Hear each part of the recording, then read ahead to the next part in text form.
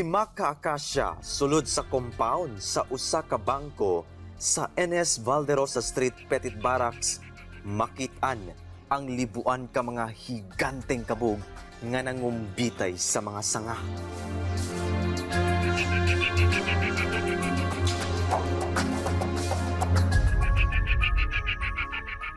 Creepy looking. Makasinati ka og kahadlok. Ilabi na kung ibukhad nila ang ilang mga pako samtang nagalupad-lupad sa lugar.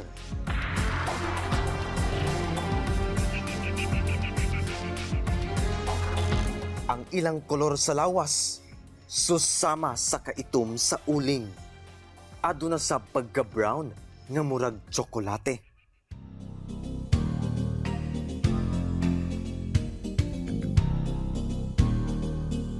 Bag-o lang kining mga kabog napadpad sa sentro sa syudad nga mihatag og dakong katingala sa mga Sambuangueño.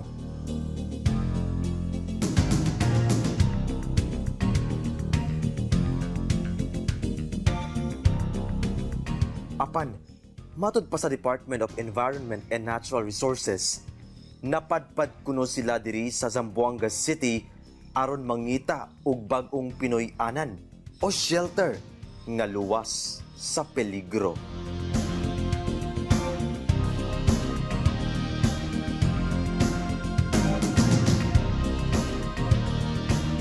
Duha ka mga species sa mga kabog ang makit-an dinhi. 60% sa population mao ang Pteropus hypomelanus. Samtang 40% ang giingong Pteropus vampirus.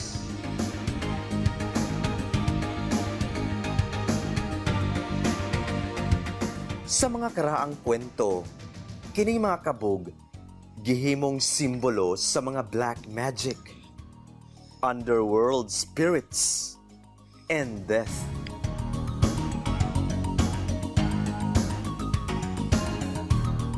Bida sab kini sa mga vampire stories. Apan, dili kuno kini angay kahadlukan, kay dili sila musup-sup og dugo.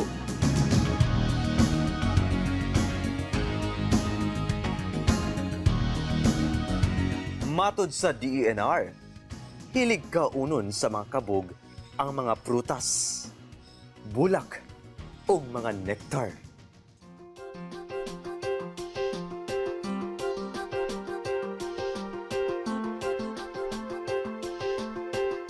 Aron dili sila madistorbo og mangita og laing kapuy-anan, bawal kuno magpaaso ubos sa mga punuan sa kahoy.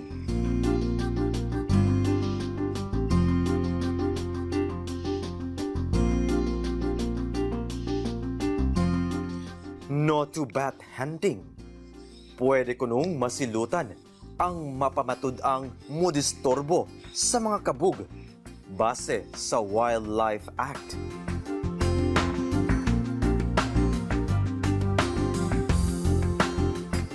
Bisag adunay mga pako, ang mga kabog dili kuno usa kalanggam.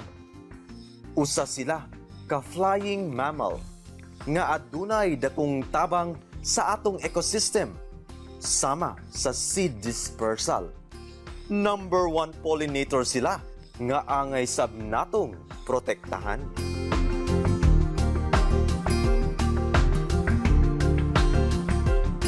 Kini ang atong Halloween Suroita Special sa At Home with GMA Regional TV. Iyo, El de Vosotros, Kapuso, Efren Mamak.